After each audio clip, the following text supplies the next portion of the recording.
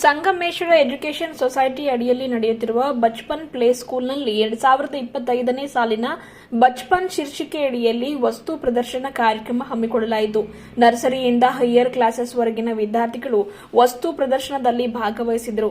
ಪಾಲಕರ ಸಹಕಾರ ಹಾಗೂ ಶಿಕ್ಷಕರ ಮಾರ್ಗದರ್ಶನದಲ್ಲಿ ಶಾಲಾ ವಿದ್ಯಾರ್ಥಿಗಳು ತಮ್ಮ ದಿನನಿತ್ಯದ ಜೀವನದಲ್ಲಿ ಉಪಯೋಗಿಸುವ, ನೋಡುವ, ಸಂಸ್ಕೃತಿಯನ್ನ ಸಾರುವ ವಿಜ್ಞಾನ, ಸಮಾಜ, ಗಣಿತ, ಹಳ್ಳಿ ಸೊಗಡು, ತಂತ್ರಜ್ಞಾನ, ಪ್ರವಾಸಿ ತಾಣ, ತಂತ್ರಜ್ಞಾನದ ಬೆಳವಣಿಗೆ, ಭಾಷಾ ಅಭಿಮಾನ ಹೀಗೆ ಹಲವಾರು ವಿಷಯಗಳನ್ನಾಧರಿಸಿ ವಸ್ತುಗಳನ್ನು ತಯಾರಿಸಿ ಅದನ್ನು ಬಂದಂತಹ ಪಾಲಕರು ಅತಿಥಿ ಗಣ್ಯರ ಮುಂದೆ ಪ್ರದರ್ಶಿಸಿ ಅದರ ಮಾಹಿತಿಯನ್ನು ನೀಡಿ ಪಾಲಕರ, ಅತಿಥಿ ಗಣ್ಯರ, ನೋಡುಗರ ಮೆಚ್ಚುಗೆಗೆ ಪಾತ್ರರಾದರು.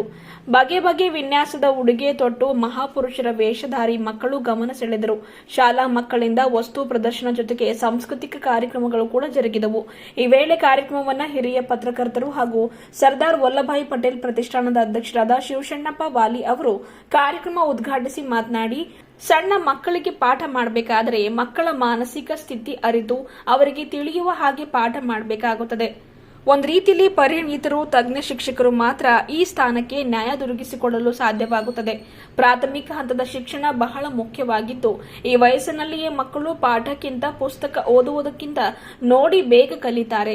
ಮಕ್ಕಳೊಂದಿಗೆ ಮಕ್ಕಳಾಗಿ ಅವರ ಮಾನಸಿಕ ಸ್ಥಿತಿಗಳಿಗನುಗುಣವಾಗಿ ಕಲಿಸುವುದು ನಿಜಕ್ಕೂ ಚಾಲೆಂಜಿಂಗ್ ವಿಷಯವಾಗಿದೆ. ಪ್ರೌಢ ಹಂತದ, ಪದವಿ ಹಂತದ ವಿದ್ಯಾರ್ಥಿಗಳಿಗೆ ಪಾಠ ಮಾಡುವುದು ಸುಲಭ, ಆದರೆ ಪ್ರಾಥಮಿಕ ಹಂತದ ವಿದ್ಯಾರ್ಥಿಗಳಿಗೆ ಪಾಠ ಮಾಡುವುದು ಕಷ್ಟಕರ. ಹಾಗಾಗಿ ಪ್ರಾಥಮಿಕ ಹಂತದ ಶಿಕ್ಷಕರ ಕಾರ್ಯ ನಿಜಕ್ಕೂ ಶ್ಲಾಘನೀಯಕರವಾದದ್ದು ಎಂದರು. ಇದೇ ವೇಳೆ ಎನ್ಎಫ್ಪಿಯು ಕಾಲೇಜಿನ ಪ್ರಿನ್ಸಿಪಲ್ ಶ್ರೀಮತಿ ಎಲಿಜಬೆತ್ ಸ್ವರೂಪರಾಣಿಯವರು ಮಾತನಾಡಿ, ಬಚ್ಪನ್ ಇಲ್ಲದೆ, ಮುಗ್ಧತೆ ಇಲ್ಲದೆ ನಾವು ದೊಡ್ಡವರಾಗಲು ಸಾಧ್ಯ ಇಲ್ಲ. ಅದೇ ರೀತಿ ದೊಡ್ಡವರಾದ ಮೇಲೆ ಪುನಃ ನಾವುಗಳು ಚಿಕ್ಕವರಾಗಲು ಆ ಮುಗ್ಧತೆ ಪುನಃ ಪಡೆಯಲು ಸಾಧ್ಯವಿಲ್ಲ. ಹಾಗಾಗಿ ಬಚ್ಪನ್ ಎನ್ನುವಂಥದ್ದು ಅಮೂಲ್ಯ, ಜೊತೆಗೆ ನಮ್ಮ ಜೀವನದ ಅಷ್ಟೇ ಮಹತ್ವದ ಘಟ್ಟವಾಗಿದೆ ಎಂದರು. ಪ್ರಾಥಮಿಕ ಹಂತದಲ್ಲಿ ತಾಯಿಯೇ ಮಕ್ಕಳಿಗೆ ಮೊದಲ ಗುರುವಾಗಿರ್ತಾಳೆ. ಗುರುಗಳು, ಪಾಲಕರು ಸೇರಿದಾಗ ಮಾತ್ರ, ಅವರ ಸಹಕಾರದಿಂದ, ಮಾರ್ಗದರ್ಶನದಿಂದ ಮಾತ್ರ ವಿದ್ಯಾರ್ಥಿಗಳು ಒಳ್ಳೆಯ ಸ್ಥಾನಕ್ಕೆ ಬರಲು ಸಾಧ್ಯವಾಗಿದೆ ಎಂದರು. Cluster resource person Shrimati Sridevi Hogar ಅವರು ಮಾತನಾಡಿ, ವಿದ್ಯಾರ್ಥಿಗಳು ಪುಸ್ತಕ ಓದುವುದಕ್ಕಿಂತ ಅದನ್ನ ನೋಡಿ ಬೇಗ ಕಲಿತಾರೆ. ಥಿಯರಿಗಿಂತ ಪ್ರಾಕ್ಟಿಕಲಿ ಚಟುವಟಿಕೆ ಮಾಡುವುದರಿಂದ ಬೇಗ ಅದನ್ನ ಜ್ಞಾನಾರ್ಜನೆ ಮಾಡಿಕೊಳ್ತಾರೆ. ಇವತ್ತಿನ ವಸ್ತು ಪ್ರದರ್ಶನ ವಿದ್ಯಾರ್ಥಿಗಳಿಗೆ ಬಹಳಷ್ಟು ಅನುಕೂಲವಾಗಲಿದೆ.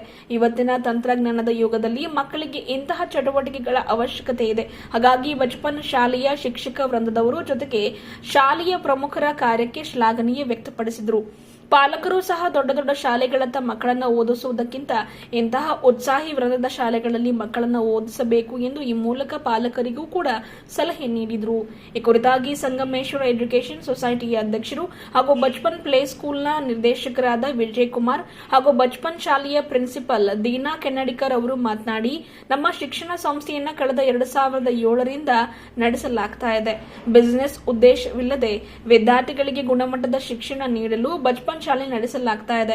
ವಸ್ತು ಪ್ರದರ್ಶನಕ್ಕಾಗಿ ಕಳೆದ 2-3 ತಿಂಗಳಿನಿಂದ ತಯಾರಿ ಮಾಡಿದ್ದೇವೆ. ಇದಕ್ಕೆ ಪಾಲಕರ, ಶಿಕ್ಷಕ ವೃಂದದವರ ಸಹಕಾರ ಅಪಾರವಿದೆ. ವಿದ್ಯಾರ್ಥಿಗಳಿಗೆ ಕಡಿಮೆ ಫೀನಲ್ಲಿ ಗುಣಮಟ್ಟದ ಶಿಕ್ಷಣ ನೀಡುವುದು, ಮಾದರಿ ವಿದ್ಯಾರ್ಥಿಗಳನ್ನಾಗಿ ಮಾಡುವುದು ನಮ್ಮ ಮೂಲ ಉದ್ದೇಶವಾಗಿದೆ ಎಂದು ತಿಳಿಸಿದರು. ಈ ಸಂದರ್ಭದಲ್ಲಿ ಶಾಲಾ ಶಿಕ್ಷಕ ವೃಂದದವರು, ಪಾಲಕರು, ವಿದ್ಯಾರ್ಥಿಗಳು ಉಪಸ್ಥಿತರಿದ್ದರು. Welcome to our Bachpan Exhibition 2025. My school name is Bachpan Nagar. Welcome to my school story. My name is Aradhya. I am going to narrate the story Kapil and Monkey. These are my partners. Once there was a cat seller in a town. On one fine day he was selling cats. He became very tired. He decided to sit under a big tree to take a rest forever. Soon he left off. There were many monkeys on the big tree. They saw a cat seller was sleeping under a tree.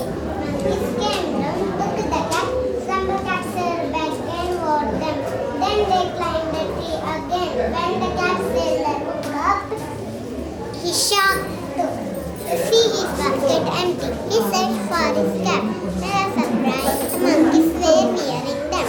Cat seller threw stones and the monkeys from a rope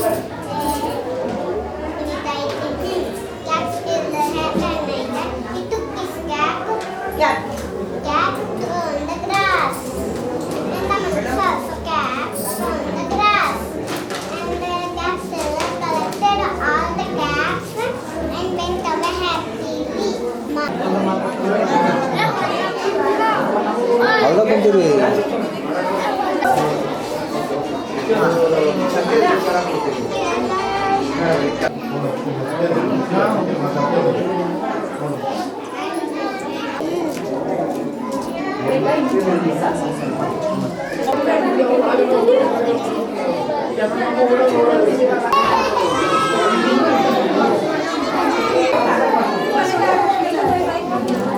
ಅದು smile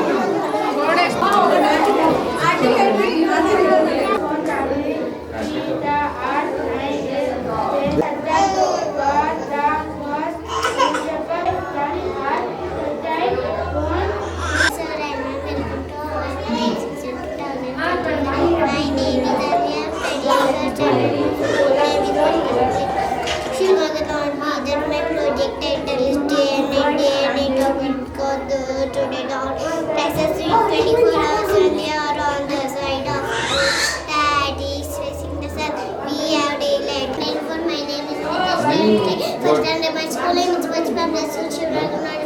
My project title is Satellite Communication. Satellite Communication is the use my features satellite tools and our is signals between ground and user terminal. Satellite communication play a vital role in the global telecommunication system. Teamwork, this management is nothing. This management is nothing. And my little children who have been worked with us, who have been with us, and for being with us and helping us in each and every sector. And coming to our Honorable Director Sir, I take great immense pleasure to welcome our Director Sir and thank him for his great support. He is a pillar of our foundation. Without him, foundation is nothing and we are nothing. And I thank our artist, Sir Pavan, Sir Prithvi, he is not between. This program, not within a week, not within a days. We have hardly worked for 3 months. This effect is of 3 months. Thank you, sir, for being with us and thank you for encouraging us. Thank you and thank you one and all.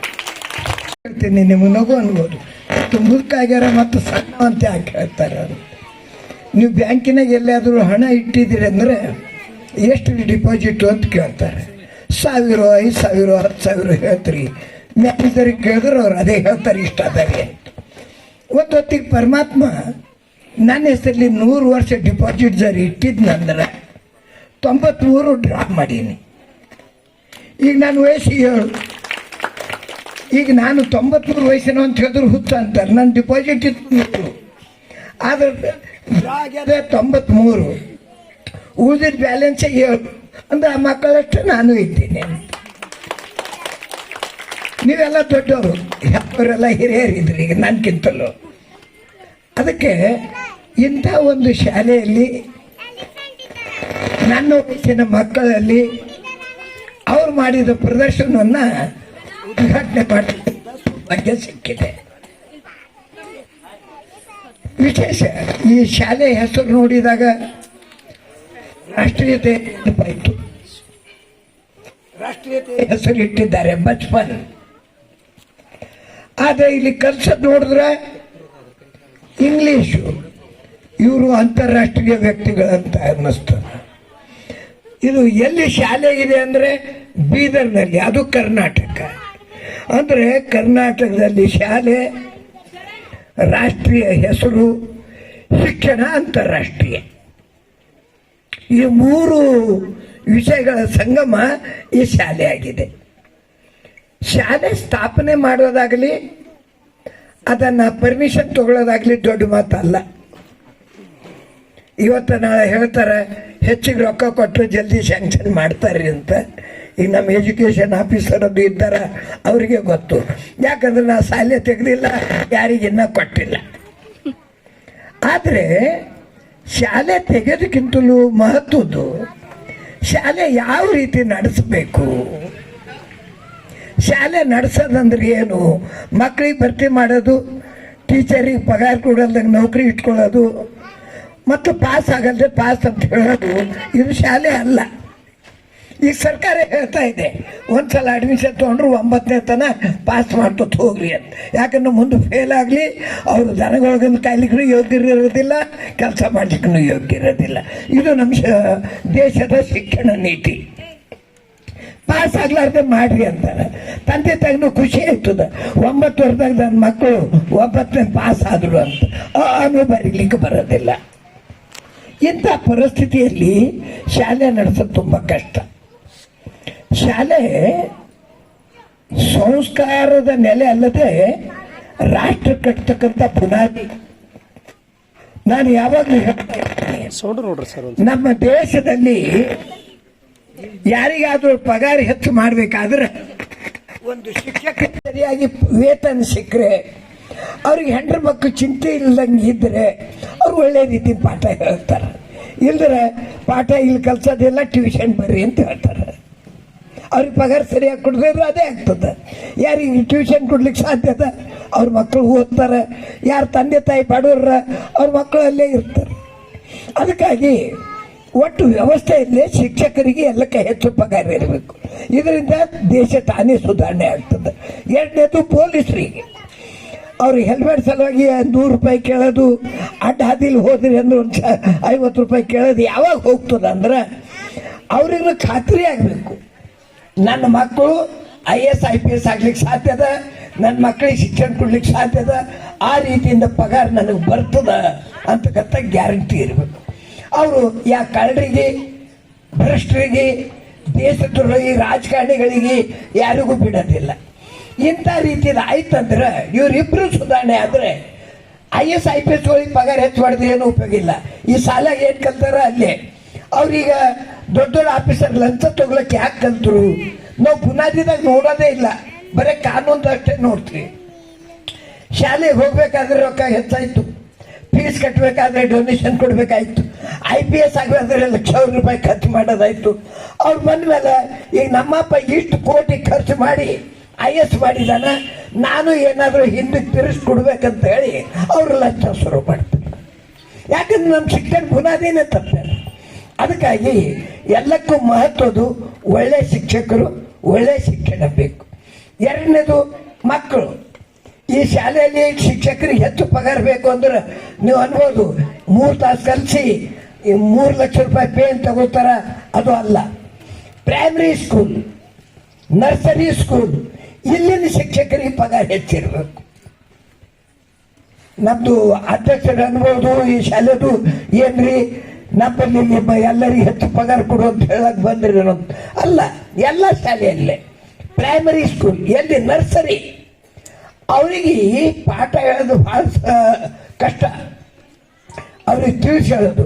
ಸಣ್ಣ ಮಕ್ಕಳು doctor ಏನಿರ್ತಾರ ಅವರು ಮತ್ತು ಈ ಸಣ್ಣ ಮಕ್ಕಳು ಶಾಲೆಯ teacher ಭಾಳ ಶಾಲೆ ಇರಬೇಕು.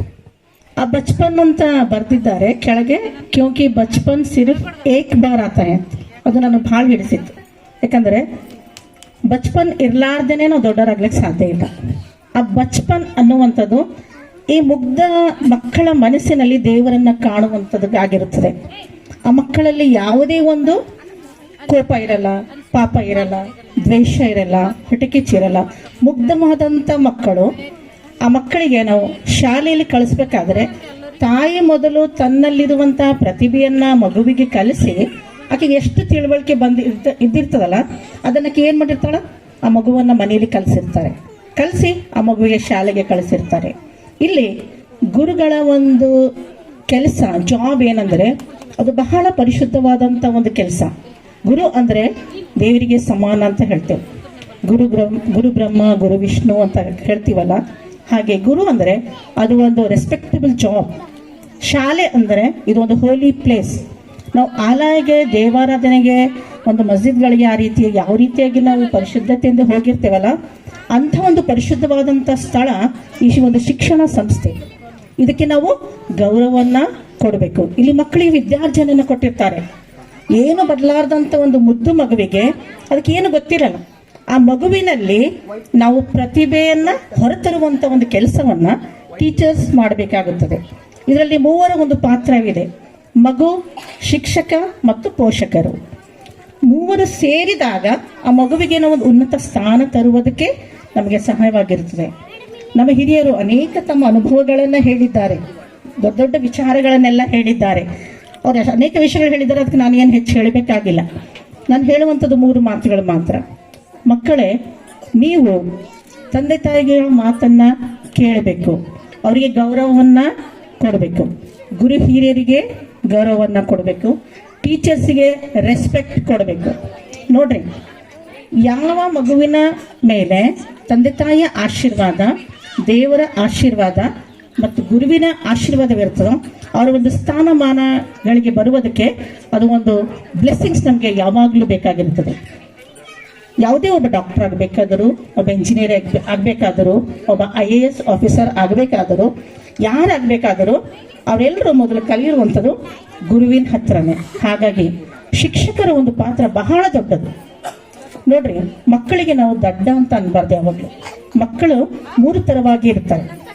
ಕೆಲವು ಮಕ್ಕಳು ವೀಕ್ ಆದಂಥ ಮಕ್ಕಳು, ಲೋ ಆಗಿ ಕಡಿಮೆ ಬಹಳ ಸಮಯದಿಂದ ಅವರು ಸ್ವಲ್ಪ ಡಲ್ ಆಗಿರ್ತಾರೆ. ಆ ಮಕ್ಕಳಿಗೆ ನೋಡ್ತೀವಿ. ಜೊತೆಗೆ ನಾವು ಬಾಲ್ಯದಲ್ಲಿದ್ದಾಗ ನಮ್ಮ ಊರ್ ಮದ್ಕಟ್ಟಿ, ನಮ್ಮ ಮನಿ ಬಾಜುನೇ ಚಮ್ಮಾರರ ಮನೆ. ನಾವು ಅವ್ರ ಜೊತೆಗೆ ಬಹಳ ಆಪ್ತವಾಗಿ ಬೆಳೆದವರು. ಅವ್ರು ದಿನ ಅದು ಪೆಟ್ಟು ಹಾಕ್ತಿರು. ಬಂದ ತಕ್ಷಣ ನೋಡ್ದವ್ ವಾವ್ ಅನ್ಸು, ಅದು ನೋಡ್ತಿದ್ದೇವ್ ನಾವು. ಬಟ್ ಇವತ್ತ ಕರಕುಶಲತೆ ಅನ್ನುವಂಥದ್ದು ಇದೆ ನೋಡ್ರಿ, ಅದೆಲ್ಲ ಮರೆಯಾಗಿ ಹೋಗಿದೆ. ಬಟ್ ಈ ಶಾಲೆಯಲ್ಲಿ ನೋಡಿದಾಗ ಎಲ್ಲನೂ ಪ್ರೆಸೆಂಟ್ ಮಾಡಿದ್ದಾರೆ. ಅದು ಎಲ್ಲಿಂದ ತಂದಾರಂತ ನನಗೆ ಸೀಕ್ರೆಟ್ ಗೊತ್ತಿಲ್ಲ, ಸಿಗ್ತಾನೆ ಇಲ್ಲ ಈಗದು. ಹಾಗಾಗಿ ಅದು ಕಂಬಾರಿಕೆ ಇರ್ಬೋದು, ಚಮ್ಮಾರಿಕೆ ಇರ್ಬೋದು, ಆ ನಂತರ ಇಟ್ಟಿಗೆ ಕಟ್ಟೋದು, ಅಂದ್ರೆ ಮನೆ ಕಟ್ಟುವಂಥದ್ದು. ಅಂದ್ರೆ ಮಕ್ಕಳು ಒಂದು, ನೀವು ಇಲ್ಲಿರುವಂತ ಪೇರೆಂಟ್ಸಿಗೆ ಹೇಳೋದು ಏನು ಅಂದ್ರ, ಸರ್ಕಾರಿ ಹುದ್ದೆಯಲ್ಲಿ ಇದ್ರೆ ಮಾತ್ರ ಮಕ್ಕಳು ಬದುಕ್ತಾರಂತ ತಿಳ್ಕೊಬೇಡ್ರಿ. ಒಂದು, ನಾನು ಸರ್ಕಾರಿ ಹುದ್ದೆಯಲ್ಲಿ ಹೇಳ್ತೀನಿ ಬದುಕ್ತೀವಿ, ಬಟ್ ಬೆಳೆಯೋದಿಲ್ಲ. ನಾವು ಬೆಳಿಬೇಕಂದ್ರು ಅವ್ರ ಬಿಸ್ನೆಸ್ ಲೈನ್ದೊಳಗೆ ಬರ್ಬೇಕು ನೋಡ್ರಿ.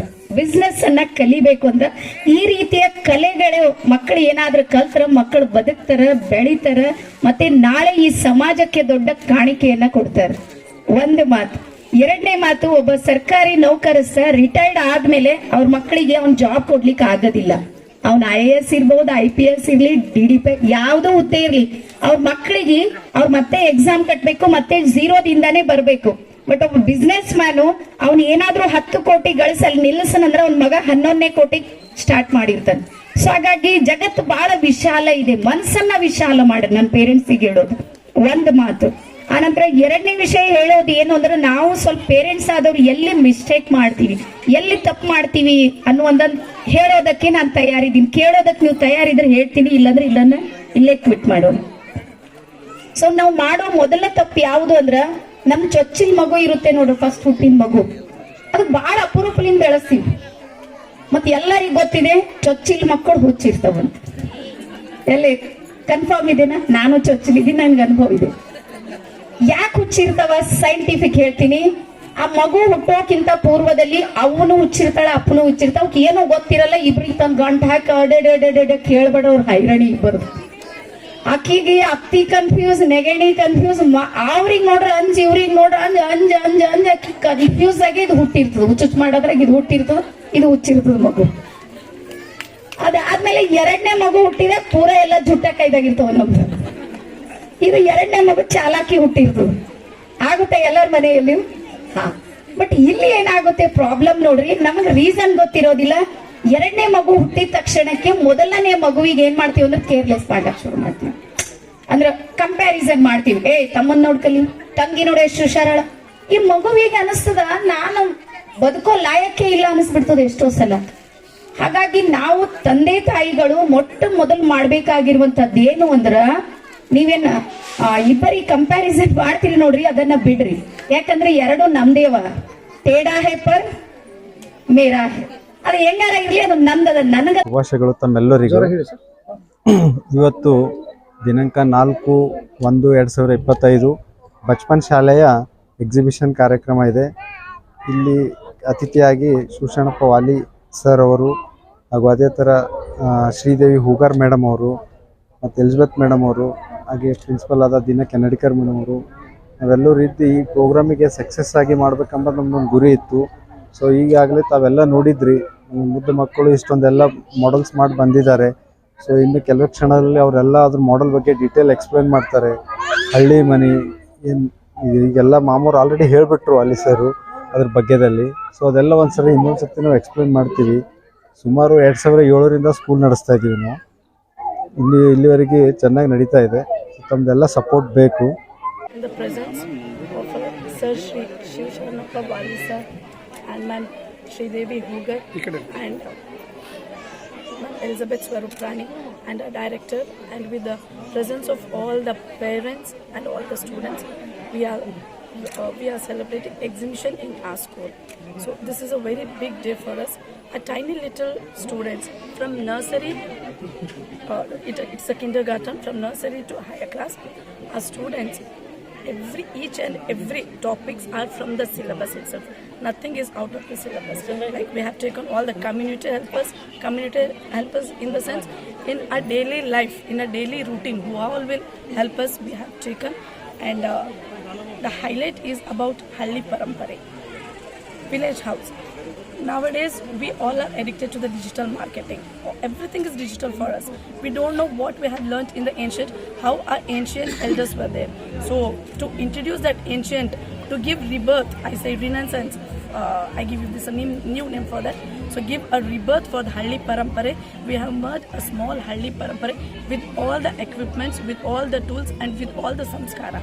So all the science projects are there, all the mathematics, all the subjects, 3 languages like Hindi, English, Kannada, mathematics, science, social, and with some general awareness, and all the things we have taken.